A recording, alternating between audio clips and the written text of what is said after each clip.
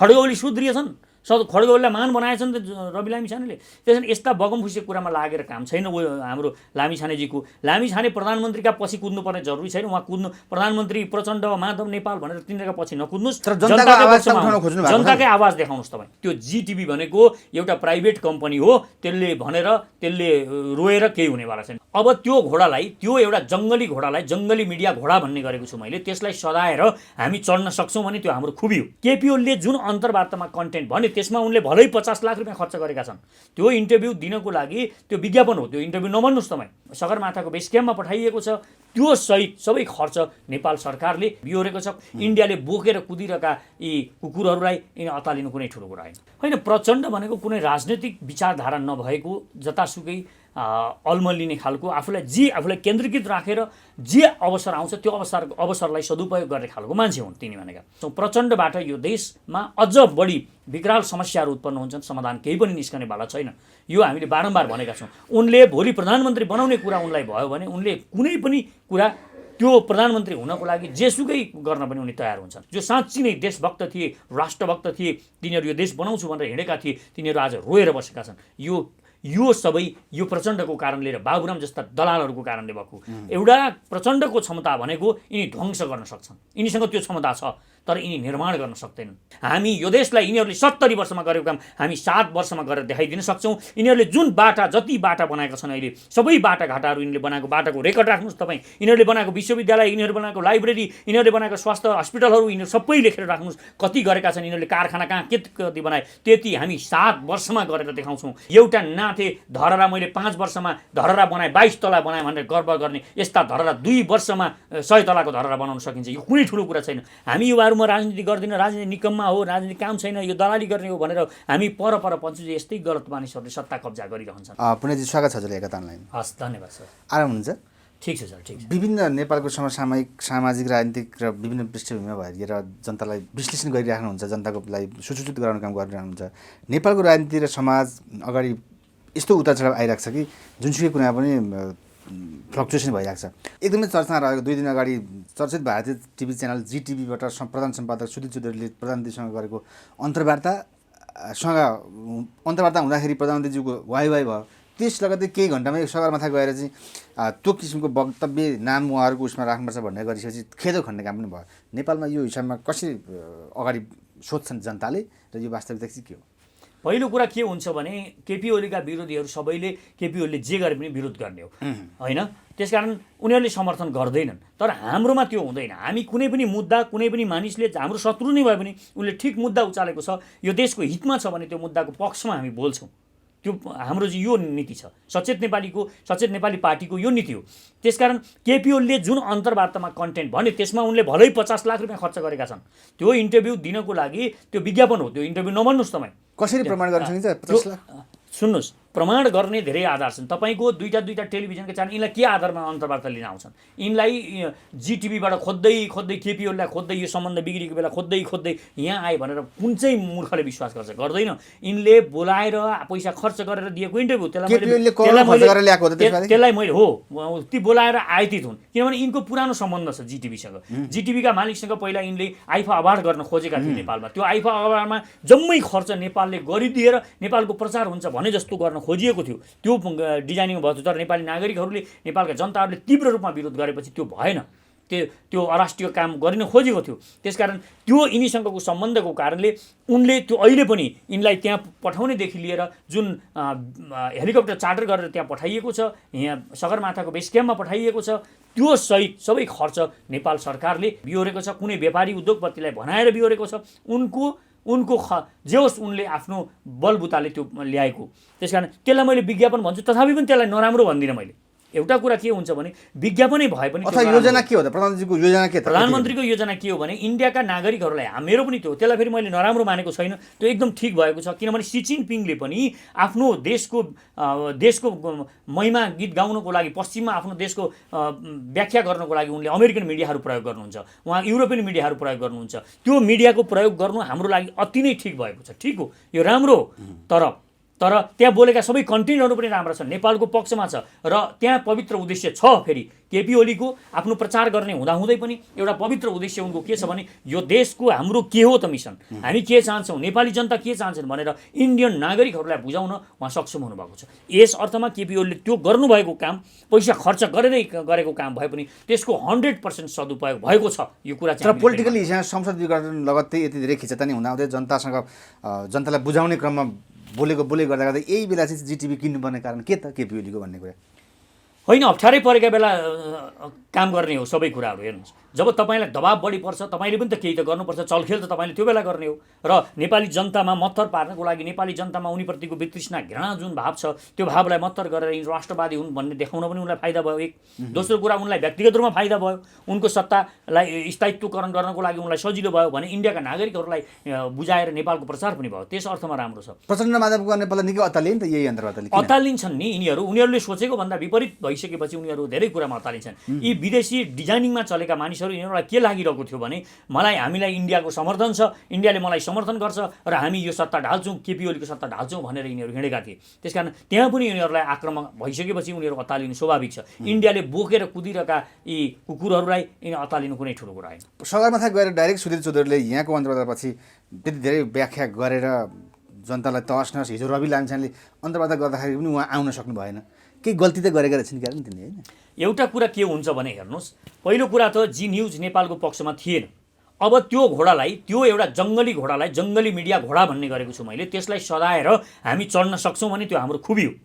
हामी चढ्न सक्छौँ भने खुबी हो। त्यो मानिस, त्यो जिटिभीको सुधीर चौधरी भन्ने मान्छे केपी ओलीको अन्तर्वार्ता नलिएको भए पनि फकाइ फुलाइ गरेर त्यहाँ पुग्थ्यो।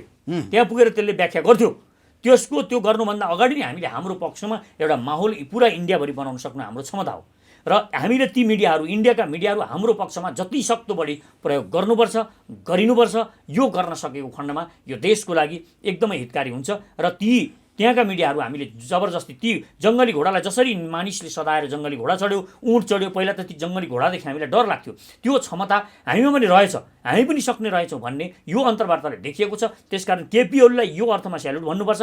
र भोलि पनि हामीले इन्डियाका मिडियाहरूलाई नेपालका आवाजहरू बुलन्द गर्नको लागि प्रयोग गर्नुपर्छ। जस्तै नेपालका टिभी जर्नलिस्ट धेरै चर्चित हुँ भन्नेहरू पनि प्रधानमन्त्रीलाई सुधीरले लिएको अन्तर्वार्तापछि मलाई चाहिँ नदिने, हामी आफ्नै देशको पत्रकारलाई चाहिँ उसलाई चाहिँ दिने भन्ने हिसाबले हिजो रवि लामिछानेले पनि त्यो किसिमको भाव व्यक्त गर्नुभयो।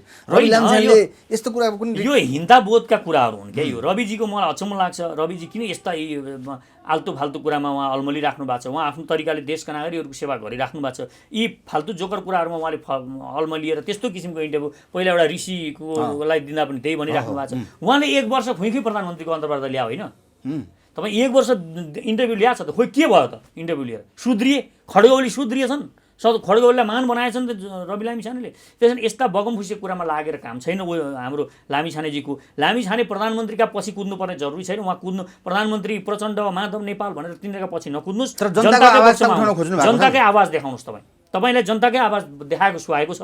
तपाईँलाई जनताको आवाज देखाउँदा सबैले माया गरेका छन्। त्यसकारण मेरो अनुरोध छ, तपाईँ प्रधानमन्त्रीका पछि नकुद्नुहोस्, तपाईँ सुधीर चौधरीका पछि कुद्नुपर्ने जरुरी छैन। तपाईँ नेपाली नागरिकका समस्या के हुन्, नेपाली नागरिक भोका छन् कि छैन, नेपाली नागरिक नाङ्गा छन् कि छैनन्, नेपाली नागरिकहरूलाई लुटिएको छ कि छैन, यहाँ शोषण छ कि छैन, यहाँका अफिसरहरूले ठिक ढङ्गले काम गरेका छन् कि छैनन्, जुन तपाईँले देखाइरहनु भएको छ, जुन मिसन, जुन भिजनले तपाईँ पत्रकारिता सुरु गर्नुभएको छ, त्यसैमा तपाईँ अब्बल हुनुहुन्छ। त्यसकारण त्यो काम तपाईँ ठिक ढङ्गले गर्नुहोस्। यी ठुला नामधारीका पछि कुद्नुपर्ने तपाईँलाई जरुरी छैन। रवि लामिछानेजीलाई मेरो यो सुझाव। तर हजुरको सुझाव हुँदै देशको राष्ट्रियतामाथि नै आक्षेप ल्याउने किसिमका सुधीर चौधरीलाई उहाँले चाहिँ हिजो प्रश्न गर्न खोज्दा केही न केही कुरो ल्याउन खोज्दा त उहाँले राम्रै कुरा गर्न खोज्नु भएको, तर उहाँ आउनु सक्नु भएन, सुधीरजी किन भाग्नु भएको?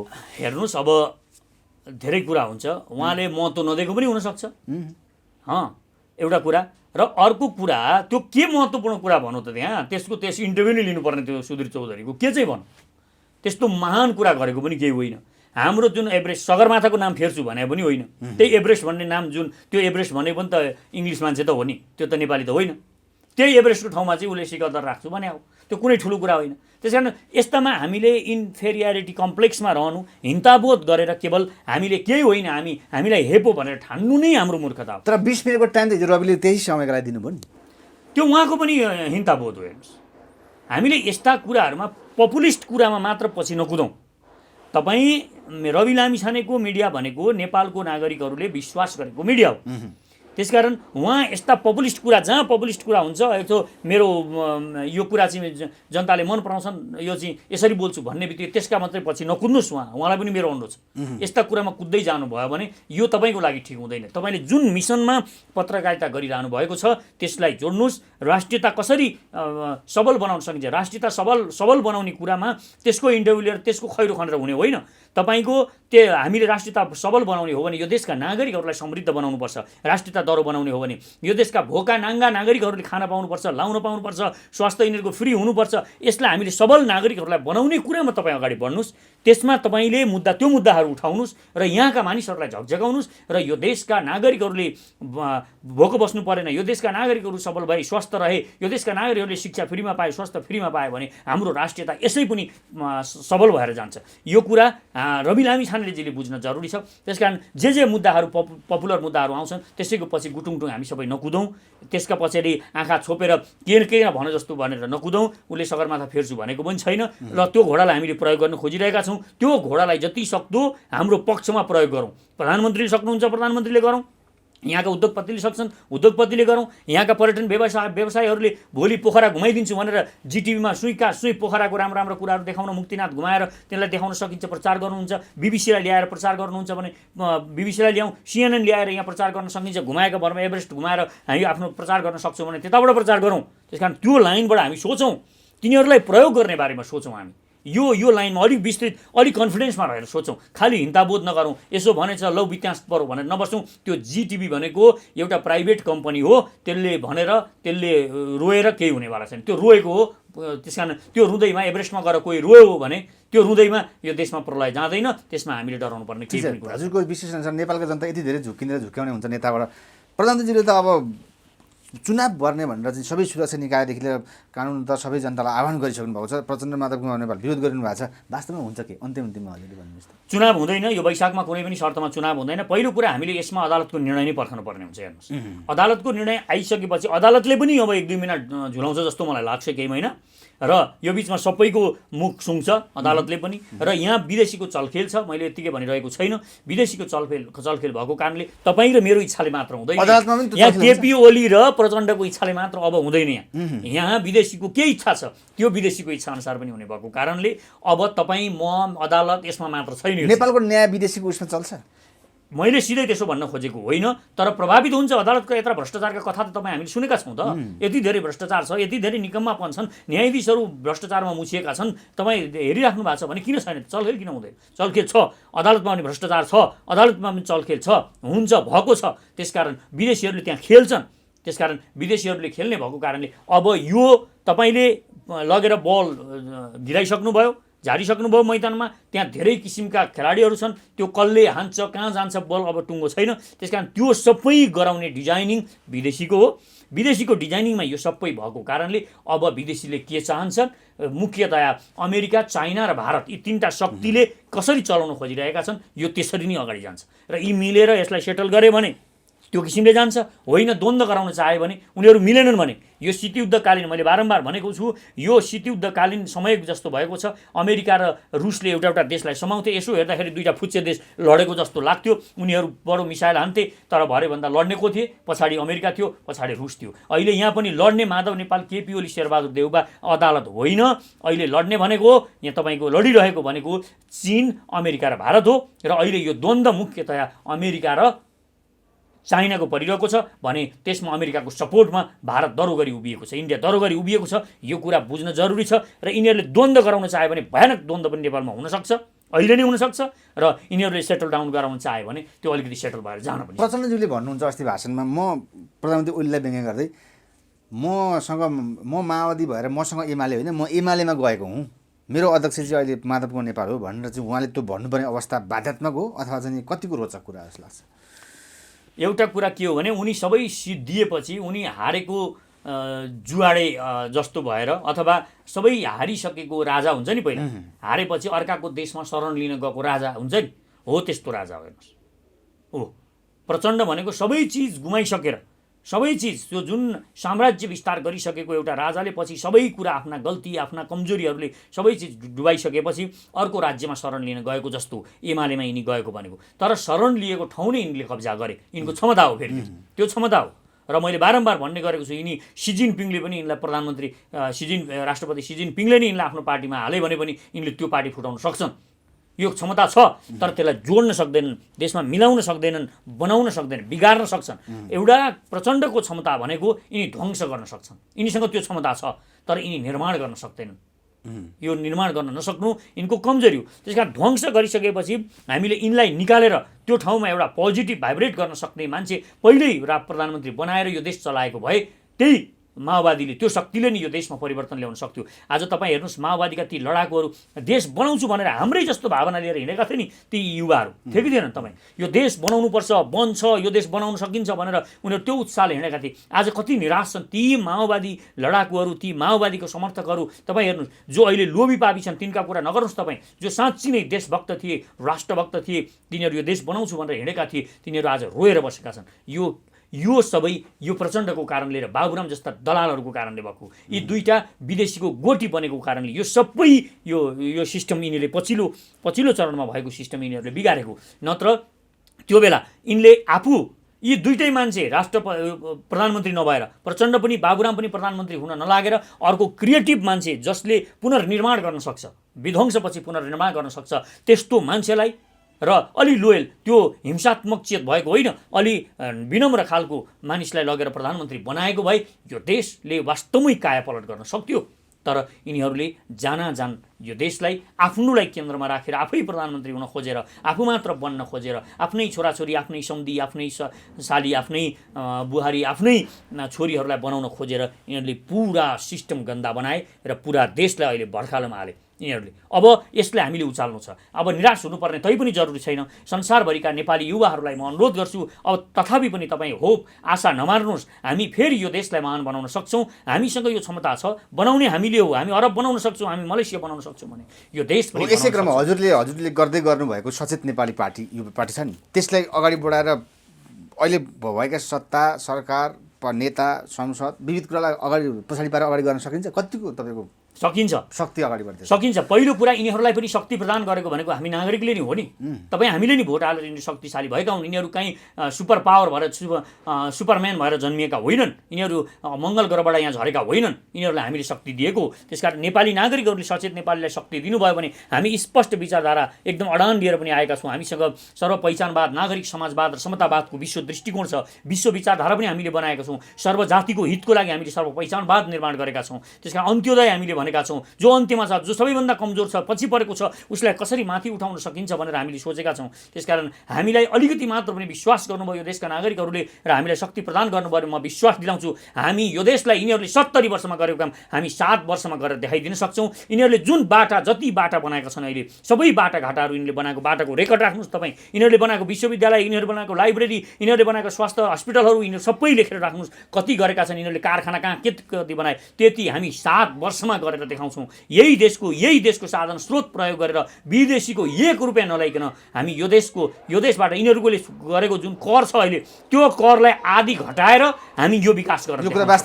यो वास्तविक हो। हामीले डिजाइनिङ गरेका छौँ। हामीसँग 11 जना इन्जिनियरिङको टिम छ। त्यो टिमले हामी डिजाइनिङ पनि गर्दैछौँ। हामीले नवनिर्माण सेना पनि बनाइरहेका छौँ। भोलि हामी यस्ता दलाल ठेकेदारहरूलाई दिएर हामी कुनै योजनाहरू, एउटा नाथे धरहरा मैले 5 वर्षमा धरहरा बनाएँ, 22 तला बनाएँ भनेर गर्व गर्ने, यस्ता धरहरा 2 वर्षमा 100 तलाको धरहरा बनाउन सकिन्छ। यो कुनै ठुलो कुरा छैन। त्यसकारण यी यस्ता कुराहरू हामीले जुन नवनिर्माण सेना हामीले निर्माण गरेका छौँ र हामीसँग इन्जिनियरको टिम छ। हामी 8 लेनको बाटो पूर्व पश्चिम राजमार्गलाई 1 वर्षमा बनाउन सक्छौँ र यस्ता यिनीहरूले गरेका निर्माण कार्य हामी 7 वर्षमा, यो जति पनि यिनीहरूले गरेका विकास कार्य छन् त्यो सबै 7 वर्षमा, 70 वर्षमा गरेको काम 7 वर्षमा गरेर देखाउन सकिन्छ। यो सबै लुटेर भ्रष्टाचार गरेर यो देशलाई तन्न बनाएको कारणले नभएको यो कुरा बुझ्न म नेपाली जनताहरूलाई अनुरोध पनि गर्छु। हजुरको एनालाइसिसमा यति बेलाको सिचुएसन राजनीति के छ, कस्तो छ अवस्था?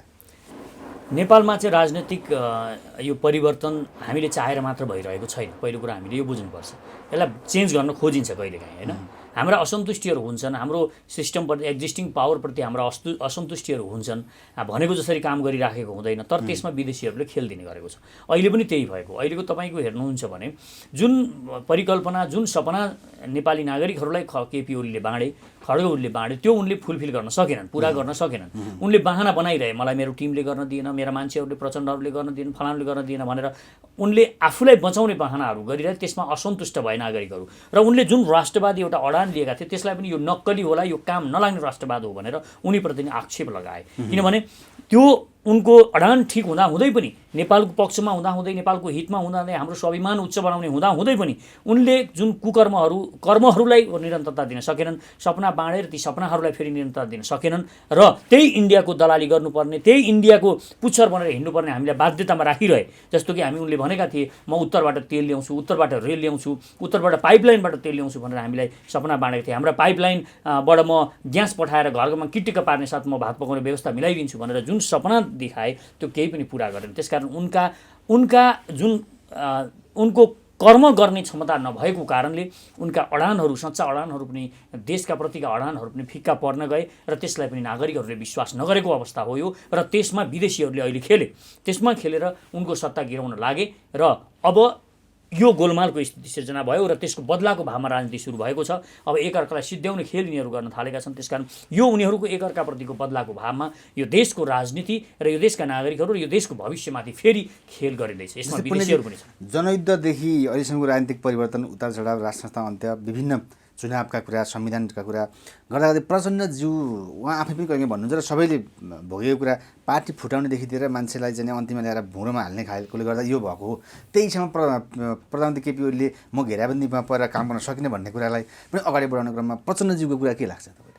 होइन, प्रचण्ड भनेको कुनै राजनैतिक विचारधारा नभएको, जतासुकै अल्मलिने खालको, आफूलाई केन्द्रीकृत राखेर जे अवसर आउँछ त्यो अवसरलाई सदुपयोग गर्ने खालको मान्छे हुन् तिनी भनेको जहिले पनि निरन्तरताको क्रमभङ्गता भन्दै आफ्ना जति पनि स्वार्थहरू छन् ती स्वार्थभन्दा बाहिर उनको राजनीति नै गर्दैनन् उनले। हेर्नुहोस्, उनले आफ्नो पार्टीलाई 6 टुक्रा बनाए, विभाजित गरिसकेपछि अब फेरि उनले त्यो पार्टी विभाजित गरेपछि एमाले भित्र छिरे र उनी विदेशीको गोटी बनेको अवस्था छ। उनलाई सधैँ अरूले परिचालित गरौँ र उनी आफूलाई केन्द्रमा राखेर जे हुन्छ उनी आफूलाई केन्द्रमा राखिसकेपछि उनी त्यसको लागि कहाँ के हुन्छ, यो देशलाई हानि हुन्छ कि नोक्सानी हुन्छ कि उनलाई त्यसको मतलब हुँदैन, हैन? त्यो मतलब नभएको कारणले गर्दाखेरि उनी यसरी चाहिँ लागि। तर गौरवशाली पार्टीदेखि लिएर जनताको श्रम गर्ने जनताको लागि हाम्रो पार्टी र मेरो अहिलेसम्मको भूमिगत जीवनदेखि राजनीतिक यात्रा हो भनेर त भनिराख्नुहुन्छ नि त उहाँले। होइन, राजनीतिक यात्रा गर्नु ठुलो कुरा होइन। तपाईँ यात्रा कुन लाइनमा, यो देशको हितमा गर्दै हुनुहुन्छ कि तपाईँको यात्राले तपाईँलाई हानि पुर्याउँदैछ कि, त्यो महत्त्वपूर्ण कुरा हो। हेर्नुहोस्, पहिलो कुरा हामीले यो ख्याल गर्नुपर्छ। तपाईँ हिँड्नु मात्र ठुलो कुरा होइन, लक्ष्यमा हिँड्नुपर्छ। यो देशलाई समृद्ध बनाउने, यो देशको विकास र उसको लागि हिँड्नुपर्ने हुन्छ। उनले यत्रो राजनीतिक परिवर्तन भइसकेपछि उनले के गरे त? उनले आफ्नो पार्टी जुन शक्तिले उनले सुरु गरेका थिए त्यो टुक्रा टुक्रा बनाए, आफ्नो पार्टीलाई ठिक ढङ्गले चलाउन सकेनन् र अर्काको पार्टीभित्र छिरे। उनी विभिन्न बहानामा अर्काको पार्टीभित्र छिरेर त्यो पनि बिगारे, त्यो पनि ध्वंस गरे। यिनले यो देशको कम्युनिस्ट आन्दोलनले विध्वंस बर्बाद पारिसकेका छन्। हुन त कम्युनिस्ट आन्दोलनले केही गर्छ भन्ने हामीलाई विश्वास छैन, सचेत नेपाली पार्टीलाई विश्वास छैन। हामी यिनीहरूलाई यही कारणले हामी भनिरहेका छौँ, प्रचण्डबाट यो देशमा अझ बढी विकराल समस्याहरू उत्पन्न हुन्छन्, समाधान केही पनि निस्कनेवाला छैन। यो हामीले बारम्बार भनेका छौँ। उनले भोलि प्रधानमन्त्री बनाउने कुरा उनलाई भयो भने उनले कुनै पनि कुरा त्यो प्रधानमन्त्री हुनको लागि जेसुकै गर्न पनि उनी तयार हुन्छन्। त्यसकारण उनी पदको लागि प्रतिष्ठाको 33 वर्षसम्म केवल आफू मात्र अध्यक्ष भएर अरूलाई पालो पिलोको हिसाबमा पनि नगरेर, केवल कुनै पनि अधिवेशनहरू नगरेर अध्यक्ष भएको मानिस र उनलाई प्रधानमन्त्री आफूलाई केन्द्रमा राखेर मात्र हुने, त्योभन्दा बढ्ता उनको सोचै छैन। त्यसकारण उनीबाट हुँदैन। अब यो देश परिवर्तन गर्ने हो भने पुराना पार्टीबाटै हुँदैन, अब कम्युनिस्टबाट पनि हुँदैन, काङ्ग्रेसबाट पनि हुँदैन, पुराना राजावादी र यी राप्रपाहरूबाट पनि हुँदैन। त्यसै कारणले हामीले सचेत नेपाली पार्टीको अब यो देशका युवाहरूले आफै सत्ता कब्जा गर्ने पोजिसनमा पुग्नुपर्छ। आफै त्यहाँ पुगेर हामीले चाहिँ अब आफूले सत्ता सञ्चालन गर्नुपर्छ र यो देशलाई युवाहरूको जुन परिकल्पना छ, सोच छ, त्यो अनुसारले चलाउनुपर्छ भनेर हामी अगाडि बढेको। तर 2-3को सरकार बनाउनेदेखि लिएर चुनावदेखि प्रधानमन्त्री ओलीले प्रचण्डलाई यो कुरा हजुरले भनेको कुरा थाहा हुँदै पनि किन ल्याएर अहिले जनतालाई झुक्काउन खोजिएको हो अहिलेसम्म हेर्दाखेरि? होइन, यिनीहरू त आफ्नो स्वार्थले मिलेका हुन् नि त। अब तपाईँको के हुन्छ भने काङ्ग्रेसले यिनीहरूलाई समर्थन नदिने भइसकेपछि केपी ओलीलाई त एकजनाको समर्थन चाहियो। केपी ओलीलाई प्रचण्ड केपी ओलीलाई पनि चाहिएको छ आफू प्रधानमन्त्री हुनको लागि। आफू प्रधानमन्त्री हुने शर्तमा मात्र उनले मिलाए। र यिनलाई मिलाउने सिलसिलामा के भन्यो भने 2.5 वर्ष पछाडि तिमीलाई प्रधानमन्त्री बनाइदिन्छु भने र त्यहाँ यिनीहरू मिले।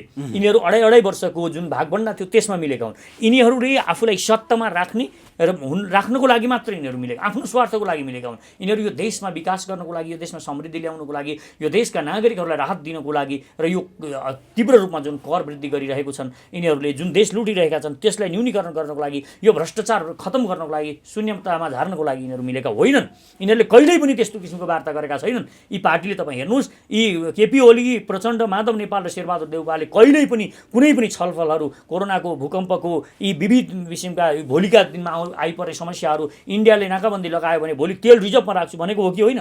तपाईँ म 1 वर्षलाई 2 वर्षलाई पुग्ने तेल पेट्रोलियम पदार्थहरू रिजर्भमा राखिन्छ अब भनेर नाकाबन्दीको बेला यिनीहरूले फुक्दै ढोल फिर्दै हामी नेपाली जनतालाई भ्रम पारेको हो कि होइन? खोइ कति रिजर्भ छ तपाईँ? अहिले 3 दिनलाई पुग्ने तेल यिनीहरूसँग छैन। यी चण्डालहरू हुन्। यिनीहरूले देशमा हामीलाई ठगेका छन्, ढाँटेका छन्, जति लुटेका छन्, यिनीहरूले भ्रष्टाचार गरेका छन्। यो देशमा व्यथिति, विसङ्गति जुन बढेको छ यिनीहरूको कारणले बढेको छ। त्यसकारण यी पुरै पार्टीलाई हामीले चेन्ज गर्न सक्नुपर्छ र त्यहाँका युवाहरूले पनि अब अलिकता परिवर्तनको लागि तयार हुनुपर्छ भन्ने हाम्रो माग हो। सचेत नेपालीको यो माग हो र सचेत नेपालीमा जोड्यौँ। हामीले एउटा नयाँ विचारधारा पनि लिएर आएको छौँ। यो विचारधाराबाट लिड गरेर हामीले देश चलायौँ भने अब हामीलाई यी पार्टीहरूको जरुरत पर्दैन भन्ने हामीलाई विश्वास छ। यही कुरा पोलिटिकल एक्टिभिटिज हुँदाहुँदै अचानक 3 वर्ष लाग्दै प्रधानमन्त्री केपी ओलीले तत्काल संसद विघटन गर्नुपर्ने कारण र राष्ट्रपतिले स्वीकृत गरेर यति धेरै गराउनु पर्ने कारण, त्यसपछि प्रचण्ड र माधवको अतालिएर अगाडि बढ्ने कुरा चाहिँ के लाग्छ हजुरलाई? यिनीहरूको हेर्नुहोस्, यिनीहरूले सपना देखेका छन्, सत्तामा बसिरहने सपना छ खड्ग ओलीको। विकास गरून् नगरून् भ्रममा पारेर यो देशका नागरिकहरूलाई अन्तिममा गएर मासुभात खुवाएर चुरोट किनिदिएका भरमा, यिनीहरूलाई केही पैसा बाँडेका भरमा चुनाव जित्न सकिन्छ भन्ने यिनीहरूलाई कन्फिडेन्स छ। पहिलो कुरा त्यो कन्फिडेन्सको आधारमा खड्ग ओली जे पनि गर्न तयार छन्, किनभने उनी सत्तामा शक्तिमा हुन्छन्। उनका मानिसहरूले अकुत सम्पत्ति जोडिसकेका छन्। यिनीहरूले बालुवाटार बेचेका छन्। यिनीहरूले ओम्नीदेखि लिएर अनेकका जुन तिकडम गरेका छन्। तपाईँका हेर्नुहोस्, यी सबै तिकडमहरूको कारणले यिनीहरूसँग अकुत सम्पत्ति जम्मा भइसकेको छ। यिनीहरूले मन्त्री प्रधानमन्त्री हुनसाथ यिनीहरूले किनबेच सुरु गर्छन्, केही न केही खरिद गर्ने भन्छन् र खरिद गरेर यिनीहरूले करोडौँ भ्रष्टाचार गरेका छन्। यिनीहरूले भोलि त्यो भ्रष्टाचार गरेको पैसा 25% मात्र पनि यिनीहरूले खर्च गरे भने चुनाव जित्न सक्छन्। यिनीहरू त्यो तर प्रधानमन्त्री केपीले भ्रष्टाचार गर्दिन, गर्न पनि दिन्न, हेर्न सक्दिन भन्छन् नि त। खालि बाबा गर्न दिन्न, गर्न सक्दिन त उनले भन्ने कुरा हो। उनका मानिसहरूले त गरिरहेका छन्, रङ्गे हात समाइएका छन्। उनका भिडियोहरू सार्वजनिक भइरहेका छन्। यो त हामीले देखिरहेका छौँ नि। बोलेर मात्र हुँदैन नि, तपाईँ बोलेको कुरा कति लागु भएको छ त्यसमा हेर्नुपर्ने हुन्छ। त्यसकारण प्रचण्ड र अब माधव नेपालले गरेको भनेको आफूलाई शक्तिमा लानको लागि मात्र हो। हारेको 10औं पटक 15 वर्षभन्दा बढी महासचिव भइसकेर अनि अहिले हारिसकेपछि फेरि अध्यक्ष हुनको लागि यत्रो लालाइ, त्यो पनि द्वितीय अध्यक्ष हुनको लागि यत्रो लालाइ भएर पार्टी फुटाउने कहाँसम्मको निकम। त्यसकारण यिनीहरू अहिले जुन पार्टी फुटाएका छन्, यिनीहरूले पार्टी फुटेको छ यिनीहरूले केही नगर्ने बहानाबाजीको लागि भोलि फेरि जुट्ने, हामी एकअर्का यस्तो भयो अब हामी अब चाहिँ मिलेर आयौँ अब जुट्छौँ भनेर यिनीहरूले फेरि नेपाली जनताहरूलाई भ्रममा पार्न सक्छन्। त्यसकारण अहिले यी माधव नेपाल र प्रचण्डलाई इन्डियाले मोबिलाइज गरिरहेको छ, उसले चलाइरहेको छ। उसले फुटाउने उसको शक्ति र विदेशीको इसारामा यिनीहरूले पार्टी फुटाइरहेका छन्। त्यसकारण यो सबै नेपाली जनताहरूलाई विकासबाट वञ्चित गराउनको लागि यो सब गरिँदैछ। अहिले एउटा मल कारखाना खोल्न सकेको छैन। इन्डियाले नेपालका सबै नदीनालाहरू, सम्पूर्ण नदीनालाहरू उसले आफ्नो कब्जामा लिन लागिसक्यो। एउटा सिँचाइको व्यवस्था गरेका छैनन्, कहीँबाट सिँचाइ गर्ने व्यवस्था छैन। हेर्नुहोस्, यो देशका बाँझो जमिनहरू यत्रो नदीहरू छन्, यत्रो नदीहरू बग्छन् यो देशबाट, तर ती नदीहरूबाट हाम्रा जमिनहरू कहीँ पनि सिँचित हुँदैन। सबै इन्डियाले पानी लान्छ। हाइड्रो पावर सञ्चालन गर्ने भन्थे, आजसम्म अहिले पनि इन्डियाबाट बिजुली किन्ने भन्छन्। यिनीहरूले आजभन्दा 25 वर्ष अगाडि नेपालले बिजुली बेचेर नेपाल धनी हुन्छ भनेका थिए। यिनै दलाल नेताहरू तिनै थिए, यिनै शेरबहादुर देउवाहरू, यिनै रामशरण महतो अर्थमन्त्री थिए, यिनै प्रतिपक्षमा मन्त्री प्रधानमन्त्रीहरू, यिनै माधव नेपाल, खड्ग ओली, मनमोहन, यिनै दुईटा पार्टीका मानिसहरू थिए। तर हेर्नुहोस्, आज 25 वर्ष पछाडि अहिले पनि भर्खरै तपाईँले 15 मेगावाटको बिजुली इन्डियाबाट किन्ने भनिरहेका छन्। यस्ता निकम्माहरूले देश बर्बाद पारेका छन्। यो कुरा हामी नेपाली जनताहरूलाई बुझाउन जरुरी छ। नेपाली नागरिकहरूले यो बुझेर अब यिनीहरूलाई नि आइसोलेट गर्न जरुरी छ। यी पुराना पार्टीहरूलाई हामीले यो शक्तिबाट वञ्चित गराएर यिनीहरूलाई हामीले निकाल्न नसकुन्जेल यो देशमा समृद्धि आउनेवाला छैन। युवाले हस्तक्षेप गर्ने जरुरी छ। त्यसै कारणले मैले युवाहरूको पार्टी यो बनाउन र युवाहरूलाई आह्वान गर्न, देशभरिका संसारभरिका युवाहरूलाई जोडिनको लागि आह्वान गरेको। त्यो कुरा हुँदाहुँदै प्रचण्ड र माधवको नेपाल जनतालाई विभिन्न हिसाबले झुक्याए जस्तै एक भएर अहिले आफ्नो पार्टी यो एमाले भन्ने हिसाबमा जुन हिसाबले टक्राव भइरहेछ, प्रचण्ड माधव कुमार कहिलेसम्म टिक्न सक्ला अन्त यसरी? टिक्छन्। हेर्नुहोस्, यिनीहरू किन टिक्छन् भने हामी जनतामा चेतनाको स्तर नबढेको कारणले, हामी नागरिकहरूको राजनीतिक चेतनाको स्तर नबढेर हामी राजनीति के काम भनुन्जेल हामी युवाहरूमा राजनीति गर्दैन, राजनीति निकममा हो, राजनीति काम छैन, यो दलाली गर्ने हो भनेर हामी पर पञ्चुजे यस्तै गलत मानिसहरूले सत्ता कब्जा गरिरहन्छन्। र यिनीहरूलाई यो देशमा विकास गरौँ भने, यो देशमा समृद्धि ल्यायो भने, यो देशका नागरिकहरूले शिक्षित भए, स्वस्थ भए, विकसित भयो भने यिनीहरूको राजनीति नै चल्दैन। हेर्नुहोस्, यिनीहरूको राजनीति नचल्ने भएको कारणले यिनीहरूले त्यो रोक्ने र त्यो रोकेर विकास रोक्ने। विदेशीहरूको पनि यही इच्छा छ। विदेशीहरू के गर्छन्? विदेशीहरू जति सक्दो यहाँको विकासलाई रोकेर उनीहरूले यहाँ गोलमाल गर्ने, गोलमाल सिर्जना हुन्छ। तपाईँ गरिब भन्नु भएपछि मात्र तपाईँसँग म खेल्न सक्छु। तपाईँ सम्पन्न हुनुहुन्छ, मभन्दा सम्पन्न हुनुहुन्छ, तपाईँ सुखी हुनुहुन्छ भने तपाईँसँग म 10,000 10,000को लोभ देखाएर तपाईँलाई म फसाउन सक्दिनँ। त्यसकारण विदेशीहरूले यही चाल गर्छन् र यही चालमा यहाँका नेताहरूलाई प्रयोग गर्छन् र यो नेताहरू र विदेशीहरू मिलेर यो देशलाई गरिबी राखेका छन्। किनभने गरिबी भइरहे उनीहरू खेल्न पाउँछन्, अशिक्षित भइरहे उनीहरू खेल्न पाउँछन्। उनीहरूले केही अब भोलिका दिनमा यिनीहरूले ठुला अरू खालका मुद्दाहरू जस्तो कि हामी बीच वैमनस्यता फैलाएर जातिगत विद्रोह उत्पन्न गराएर अहिले जुन डोनाल्ड ट्रम्पको अमेरिकामा भइरहेको छ त्यो किसिमको वातावरण यहाँ सिर्जना गरेर भोलि जाति जनजाति आर्यन क्षेत्री बाहुन पहाडे मधेसी भनेर यिनीहरू लडाइँ लाएर पनि यिनीहरू भोट जितेर सत्तामा पुग्छन्। सत्ताको लागि यिनीहरू जे पनि गर्न सक्छन्। त्यसकारण नेपाली नागरिकहरूलाई मेरो एउटै अनुरोध के हो भने हामी मिल्न जरुरी छ। नेपाली नागरिकहरूले, नेपाली जनताहरू ऊर्जावान भएर अब एक किसिमको एउटा शक्ति स्थापित गर्न अत्यन्तै जरुरी छ। हस्, थ्याङ्क यू भेरी मच समय। हस्, धन्यवाद।